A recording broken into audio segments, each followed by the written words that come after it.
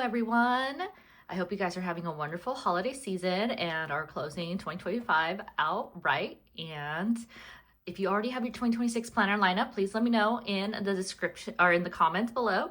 And I'm going to walk you through my 2026 planner lineup and kind of like my thought process behind why I chose each planner. New for 2026 is this Hobonichi Weeks, and I have wanted to use the Hobonichi Weeks probably since I found out what a Hobonichi was. And I was always just kind of like, oh, is it too small for my plans? But then honestly, I've been using a small passion planner, which isn't even that big, and I can barely fill this one up. So I was like, okay, maybe I can do a smaller planner, especially because this year I also introduced to my lineup this mini happy planner, which I love. This is one of my favorite planners in general, is the mini happy planner. But I added this to do shop and socials for the shop. So with that out of the way, I just use this for my personal life. So trips that we have, or my birthday, or I don't know, any other things that are important. But this is how I use that. Kind of still testing out how to lay out my week, because this is again brand new to me. I've never used this layout. So if you're not familiar with the Hobonichi Weeks, it is famous for its Tomoe River paper, which is this thin, really silky, smooth paper that's really nice to write on. And so far it hasn't bled. I used what did I use? A Crayola marker here, and then regular pen, and it hasn't bled. You can kind of see it through the other side, but it doesn't bleed, which is nice. So anyway, so December, they give you, in addition to all of 2026, which I thought was kind of nice, because then I can practice on how I want to set it up. But yeah, this planner, I really wanted to try out. It is smaller, as you can see, like this, compared to the mini happy planner.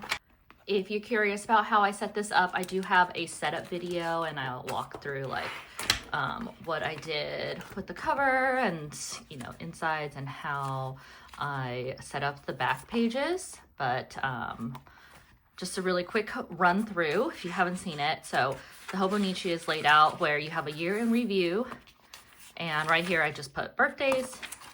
Then it has all the months in the front, which I don't love, but it is what it is. We'll get used to it. I don't really use the months that much anyways, but I kind of still like them to act as a marker inside the calendar.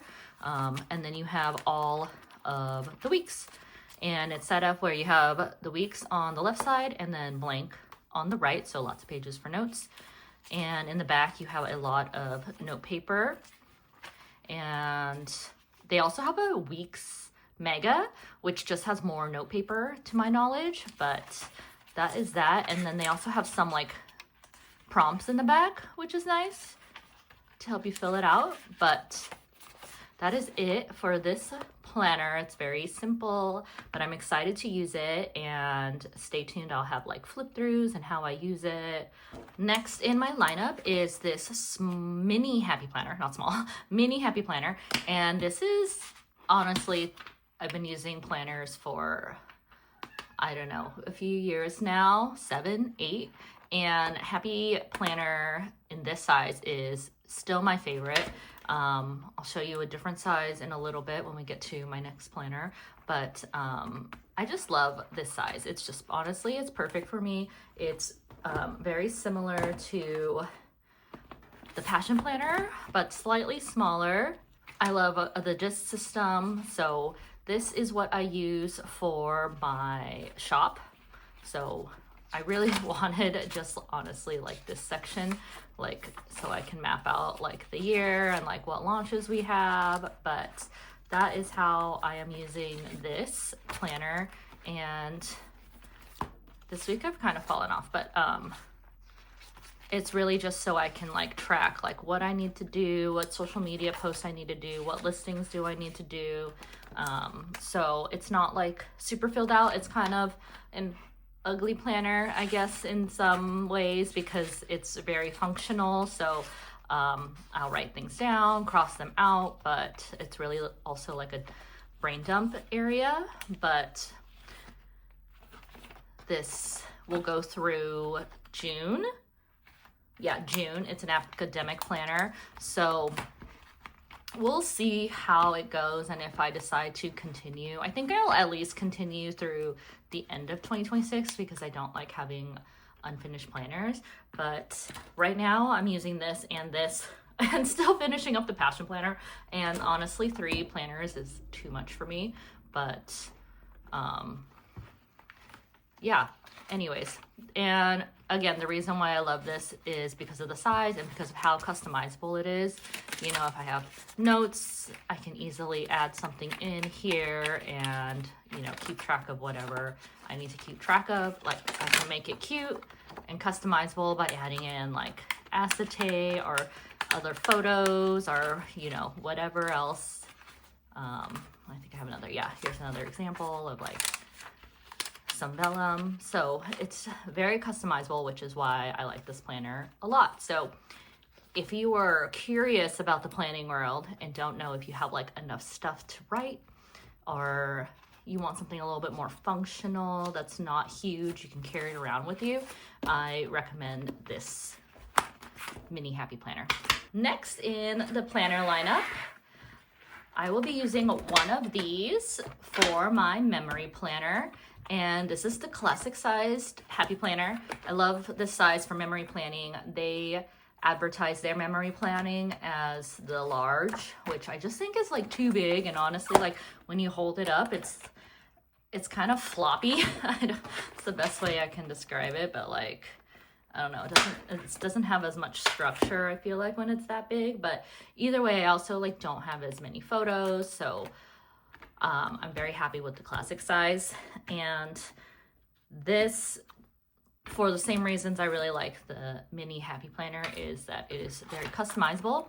I have not set these up yet, but I like that you can add things in there. You can punch holes, and you know, I can just put in like cards or wedding invitations or anything else like that and make it very usable and suitable for like my memory planning needs.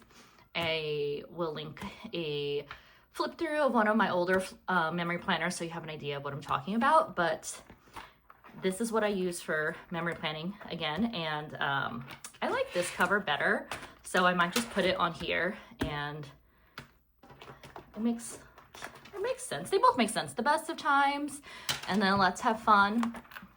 I don't know. Anyways, both of these are from the Disney Be Happy box by Happy Planner, and I do have an unboxing of that I can link if you're interested. But this one is already like a memory planner setup, so it has like what size to print your photos, which is fun, and it has a lot of note pages, a lot of places for you to put journaling. So this is a great option for anyone who wants to do memory planning but like doesn't know where to start necessarily, because it has already so many prompts for you and you just have to follow along, and all the images are so cute. It also comes with a sticker book, which we love, but it has 4 dividers. And the paper on this is really nice, so I'm excited to use this because it doesn't seem like too thin or that like markers will bleed or anything like that. So this is what I will use for my memory planner.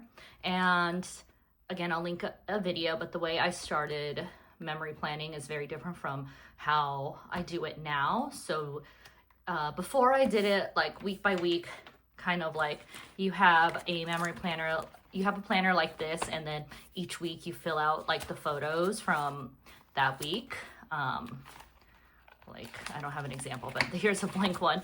And if you know, I would just put in photos from this week in this memory planner spread, but it got to be too much for me to keep up with. So I'm going back towards like a more scrapbooky style, but instead of just like one event, I will do like images from the month. And sometimes it's just, you know, 1 page or 2 pages, but you know, if there is an event like something more special, I'll go on a trip, or like we went to Hong Kong Disney last year, so I have more images for that, and then that will take up a whole spread in itself instead of just like some months I don't do as much, and then it's just like a couple photos, mostly photos of my cats. So that's how I memory plan.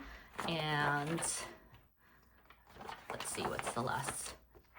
Yeah, so yeah, I'm really excited to try this and to use the prompts. I'll also probably fill in with like other paper that I have, just to like make it more of my own and not so like Disney heavy. Every spread, like I love Disney, obviously, that's why I bought this planner, but you know, it's still nice to mix in some other things. So that is my 3rd planner, I guess, technically, but it is just for memory planning. Lastly, not really a planner, but I thought it was worth mentioning, is my journal. So this, besides the stickers, I'm not going to show you because it's like my feelings. So I do put like stickers in here and washi, so it is still fun to like kind of make it look cute, or to use like stickers that I have left over, or you know, whatever. But this I don't write in it as much as I have been, but I do hold this very close to my heart because I like to journal out my feelings, good or bad, and it's very necessary. So this was a bigger book. I like to have a bigger space because I like to go back and, you know, maybe see like what I was feeling or how certain things panned out. I have had like smaller planners, like this is an Aura Estelle, but I went through it so quickly, so it was like, okay, I guess I should get a thicker one so I can at least have more than like a few months in here.